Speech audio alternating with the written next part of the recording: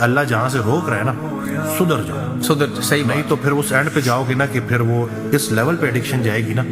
کہ آپ کے ساتھ جڑے جتنے لوگ ہیں وہ سب متاثر ہونا شروع ہو جائیں گے۔ لائف ایک بار ملتی ہے، ایک ہی زندگی ہے، شکر کرے دوبارہ نہیں آنا۔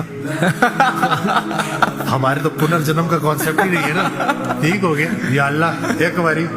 بس اپنے پاس بلا لے، آپ کے پاس ایک شاٹ ہے کہ آپ نے اس میں کیا کرنا ہے۔ تو جہاں سے زندگی سمجھ لگ رہی ہے نا وہاں سے اس کا سرا لگتا ہے ایک پازیٹیو امپیکٹ انسان کریٹ کر جائے، اپنے آپ کو بہتر انسان بنا جائے،